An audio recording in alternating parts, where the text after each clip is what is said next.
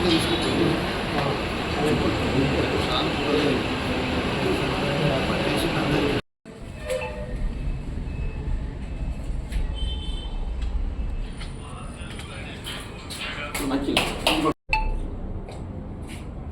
నష్టపోయిన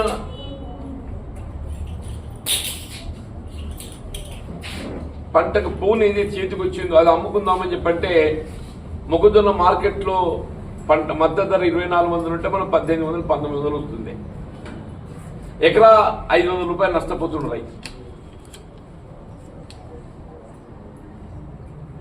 ఇప్పుడు ఈ మొక్కజొన్న కొనుగోలు కేంద్రాలు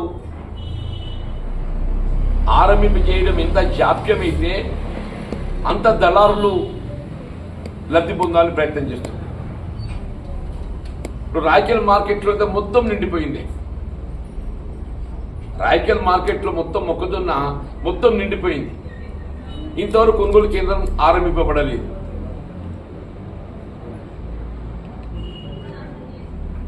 మొన్న మంత్రి గారు ఏదైతుందో ఇబ్రహీంపట్నం కేంద్రంగా ఒకటి ఆరంభించినట్టు పత్రికలు గమనించినవి.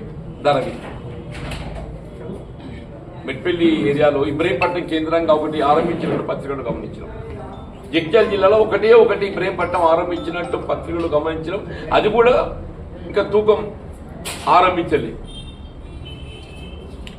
నేను మంత్రి గారి దృష్టికి స్వయంగా మాట్లాడి వారి దృష్టికి తీసుకెళ్ళా. ఇప్పుడు జాప్యం కావడంతో ఏదైతుందో దళారులు రైతులు దగా చేసే ప్రయత్నం చేస్తున్నారు. తక్షణమే ఆరంభింప చేయాలని చెప్పని ఇప్పుడు రాయకల్ ప్రధాన కేంద్రం ఇది. రాయకల్ మీకు గత సంవత్సరం అయితే మీ మన ఖరీఫ్లో కూడా మీ మల్లాపూర్ ప్రాంతానికి వెళ్ళి ఇక్కడ మొత్తం మొక్కజొన్న దిక్కడికి వచ్చింది దిగుబడి. మల్లాపూర్ ప్రాంతానికి వెళ్ళి కూడా మొత్తం మొక్కజొన్న దిగుబడి అంతా ఇక్కడికి వచ్చింది. ఇప్పుడు రాయకల్ జగిత్యాల ఈ రెండు కూడా రాయకల్ జగిత్యాల మొక్కజొన్న కొనుగోలు కేంద్రాలు ప్రధానం. ఇప్పుడు తక్షణం ఏదైతుందో ఈ కొనుగోలు కేంద్రాలు ఆరంభింపజేయడానికి చర్యలు చేపట్టాలి. అటు ఈ ప్రకృతి వైపరీత్యాలతో నష్టపోయిన రైతాంగాన్ని ఆదుకోవటానికి ఎకరా కనీసం ఒక 20,000 రూపాయల పరిహారం చెల్లింపు చేయాలి.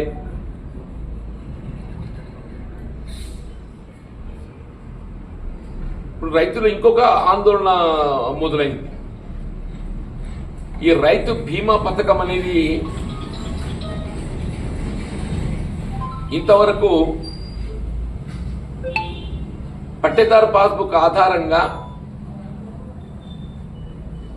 భూమి కలిగి ఉన్న రైతులకు అందరికీ వర్తింపజేసింది.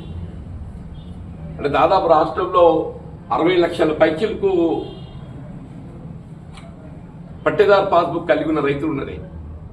అంటే ఇంతవరకు ఏదైతుందో 60 లక్షల మంది రైతాంగానికి ఈ రైతు బీమా కవరేజ్ లభిస్తుంది. ఎవరైనా రైతు అకాల మరణానికి గురైనట్టయితే అది ప్రమాదం కానీ లేక అనారోగ్యం కానీ సాధారణ మరణమైనా కానీ 5 లక్షల రూపాయలు వాళ్ళకి ఆర్థిక సహాయం అందింపజేయడం జరుగుతుంది.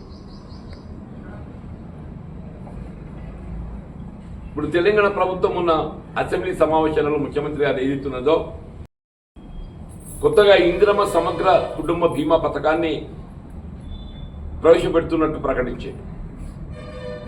ఇందిరమ్మ సమగ్ర కుటుంబ బీమా పథకం కుటుంబ యజమాని ఎవరు చనిపోయేలా కానీ వారికి అందరికీ ఈ 5 లక్షల రూపాయల బీమా కల్పింపజేయడం జరుగుతుందని చెప్పి సరే మంచి కార్యక్రమం. ఎవరే కానీ కుటుంబ పెద్ద చనిపోయినట్టయితే కుటుంబాన్ని ఆదుకోవడానికి కొరకు ప్రభుత్వం ఏదైతుందో 5 లక్షల రూపాయలు ఆర్థిక సాయం అందింపజేయాలని చెప్పి తలుస్తుంది అని చెప్పని పేర్కొన్నది. కానీ ఇక్కడ గమనించాల్సింది ఈ రైతాంగానికి సంబంధించి ఇప్పుడు రేషన్ కార్డు ప్రాతిపదికను చూసి కుటుంబ యజమానికి ఏనంటే కుటుంబంలో ఒక్కరికే అది వర్తిస్తుంది. ఇప్పుడు కుటుంబంలో భార్య భర్తలు ఇద్దరికి భూకమతం ఉండి ఇద్దరికి పట్టేదారు పాస్బుక్ కలిగి ఉంటే ఇప్పుడు ఇద్దరికి వర్తిస్తుంది డిఫరెన్స్ రైతు బీమా. ఇప్పుడు ముఖ్యమంత్రి గారు ప్రకటించిన కార్యక్రమం మనకి ఏం అనుమానం కలుగుతుంది అంటే ఇప్పుడు ఒకరికి వర్తిస్తుందని చెప్పండి. వారు ఏమన్నారు 1,10,00,000 ఏదో రేషన్ కార్డులు ఉన్నాయి అంటే 60 లక్షల రైతులకు ఆల్రెడీ వర్తిస్తుంది. 60 లక్షల మంది రైతాంగానికి ఆల్రెడీ వర్తిస్తున్నది. మీరేమో 1,10,00,000 అని చెప్పారంటున్నారు. మేమేమంటున్నాం, ఇంతవరకు ఏదైతే రైతు బీమా ఏ విధంగా అమలు చేయడం జరిగిందో అది కొనసాగిస్తూ, అది యథావిధిగా కొనసాగిస్తూ రైతు బీమా సౌకర్యం పొందలేనటువంటి కుటుంబాలకు, రైతు బీమా సౌకర్యం పొందలేనటువంటి కుటుంబాలకు ఏదైతే ఉన్నదో మీరు ప్రత్యేకంగా సమగ్ర ఇందిరమ్మ కుటుంబ బీమా పథకాన్ని అమలు చేయండి. కానీ సమగ్ర ఇందిరమ్మ కుటుంబ బీమా పథకం అనేటువంటి ఒక ఆలోచనతో నెపంతో ఏదైతుందో ఈ రైతు కుటుంబాలకు ఇంతవరకు ఏదైతే బీమా ప్రయోజనం పొందే అవకాశం ఉండేనో దానికి కోత పడకుండా చూడండి. అది రైతులు కొత్తగా ఆందోళన తెరదీసి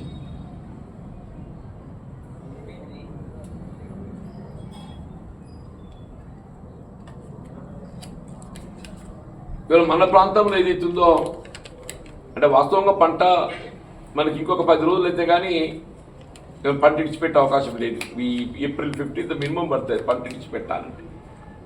వాస్తవంగా ప్రాజెక్టులో నీరుంది, ప్రాజెక్టులో 35 టీఎంసీ నీరుంది. మనకి ఎప్పుడైనా ఏప్రిల్ 15 దాకా సాగునీరు అందింపజేస్తాం. ఇప్పుడు ఫేజ్ 1 ఏదైతుందో 30కి ముసింది. అంటే ఇదే చివరి వెట్టింగ్ అనే విధంగా ఒక అభిప్రాయం పేర్కొంటుండు ఇంజనీరింగ్ అధికారులు. ఇవాళ సిఈ గారితో మాట్లాడింది, నేను సిఈ గారితో మాట్లాడిన ఎస్ఆర్ఎస్పి సిఈ గారితో. ఇప్పుడు ఇంకొక వెట్టింగ్ రేపు 8కి వెళ్ళేది, ఇంకొక వెట్టింగ్ 15th వరకు ఇస్తేనే కానీ మనం పంట చేతికి రాదు పూర్తి స్థాయిలో. మనకు అంతా ఇవాళ పొట్ట చేతికి వచ్చి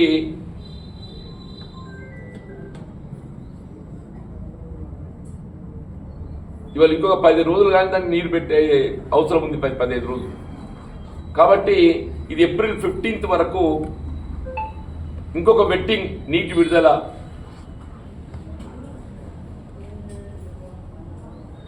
చేయాల్సినటువంటి ఆవశ్యకత ఉన్నది. నేను సిఎస్ఆర్ఎస్పి గారి దృష్టి కూడా తీసుకెళ్ళా, వారు కూడా సానుకూలంగా స్పందించిండ్రు. ఈ వెట్టింగ్ ఏదైతే ఇంకొక వెట్టింగ్ రేపు 8th నుండి 15th వరకు ఇవ్వాల్సిన ఆవశ్యకత ఉన్నది ఈ ఫేజ్ 1 సంబంధించి.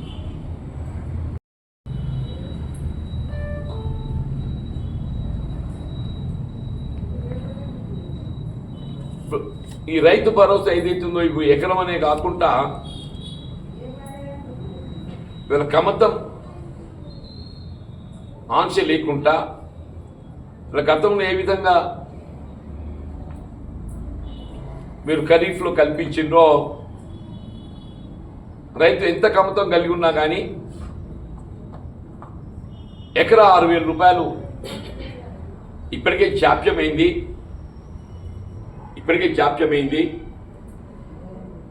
అది రైతు భరోసా కల్పించేయాలని చెప్పని కూడా నేను ప్రభుత్వాన్ని కోరుతున్నాను.